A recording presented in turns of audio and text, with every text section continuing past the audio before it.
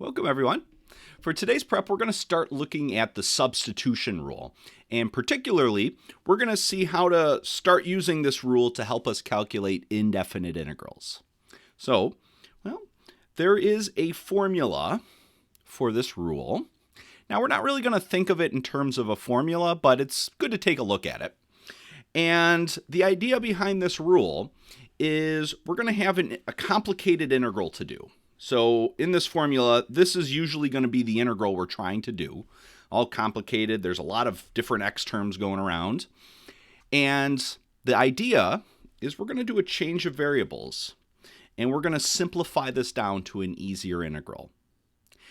And what's going on, if we kind of look at this formula, the usual scenario is there's an outer function, little f, and there's an inner function, in this formula, g of x. So there's an outer function and an inner function here.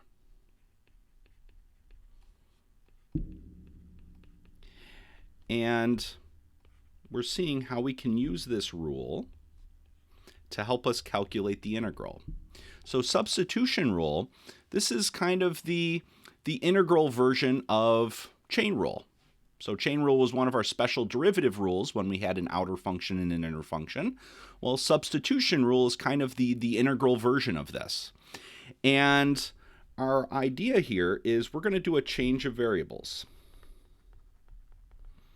So we're going to let u equal that inner function. We're going to let u equal g of x. And then we're going to calculate our new differential. So we're going to call our new differential du. And the way we calculate this is we differentiate the function g, and then we multiply by dx. So when we do this change of variables, the inner function is just going to kind of get swallowed up and become just a single variable u.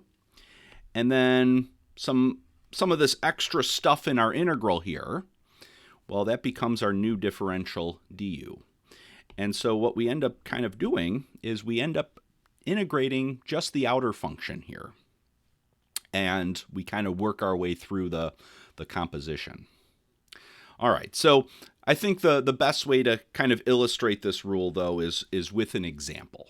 So let's jump down to example 1. Let's see how this is going to work. So in this example, we're calculating the indefinite integral of the function 3x plus 4 raised to the power 10 times 3. Again, remember the integral sign and the dx, those are just part of the notation here for the indefinite integral. And this differential dx is telling us that x is currently the variable. All right, so what's the first step of the substitution rule? The first step is to choose u. And then once we choose u, we're going to calculate du.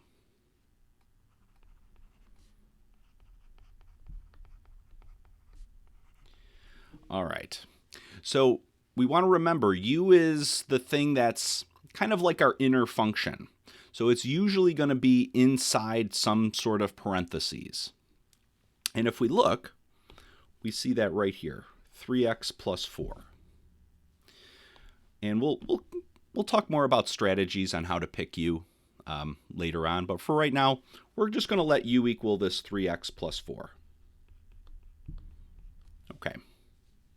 So now we're going to calculate the differential du. So whatever we pick for u, we're going to differentiate that. So the derivative of 3x is 3. The derivative of 4 is 0. So the derivative here is 3. And then we multiply by dx. So this is how we calculate that differential. Do the derivative and then multiply by dx. All right. So this is the first step. We need to get these two pieces. And then the second step is we want to substitute these into our actual integral. So step 2,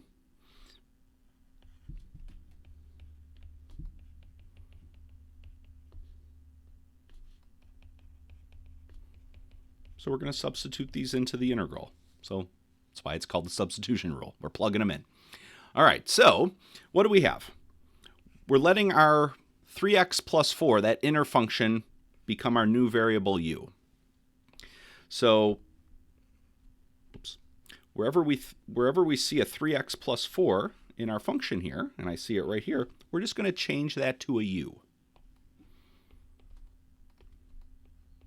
So we're going to have the integral, and we're going to have our parentheses raised to the power 10, but instead of that 3x plus 4 inside the parentheses, we're going to make this u raised to the power 10. So we've changed it. We've kind of swallowed up that inner function, and now it's just u. Now if we look at our original integral, we also had this 3 times dx at the end. And that's precisely what we're seeing as what we calculated for du.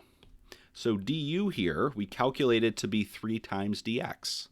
So it's a nice perfect match. So this 3 dx is going to become our new differential du. All right. And so what we have now, this is an easier integral to do. This is just a regular power rule problem. So that's our next step. The next step is to actually calculate this integral. So now we can actually do the antiderivative. So we do our power rule here. So our variable is u. So that's going to stay the same for now. We add 1 to the exponent to get 11. And then we take that new exponent, flip it, put it in front. So 1 over 11. And then we add on plus c at the end. So this is step 3. Integrate.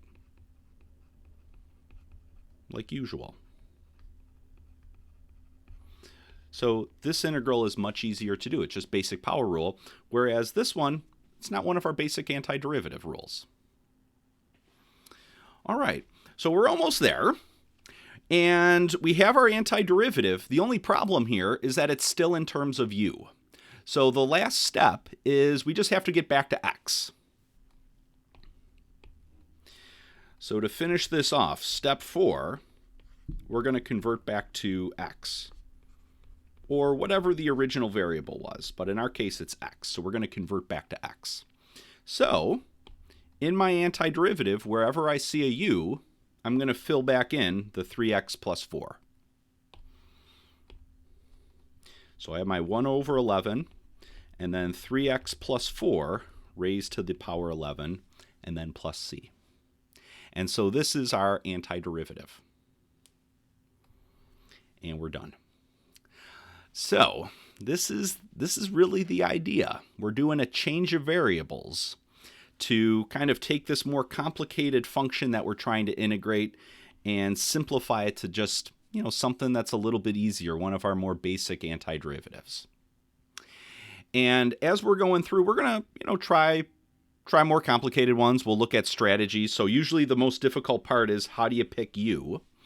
So usually we're looking for things inside parentheses, but we'll talk more about that in class. And the only thing that we have to kind of remember here is that in step 2, we need to make sure when we actually substitute all the pieces in, there can't be any more x's. So if we start with all x terms, once we change everything to u, all of the x terms have to be gone, and the dx has to be gone as well. So we need to substitute everything in. So we had that here. Going from step 1 to step 2, we had some x's here, we had a dx, and notice that there's no more x's here. So that's kind of a key thing. Before we actually go forward with the integration, we have to get rid of all the x's. And also just one other little note. Once we find the antiderivative, notice that the integral sign and the differential are gone. So the way we interpret this notation is it's saying find the antiderivative of this term with respect to u. So once we actually find that antiderivative, the integral sign is gone and the differential is gone. Okay, So we're going to get more practice with this in class. So we'll see you then. Bye-bye.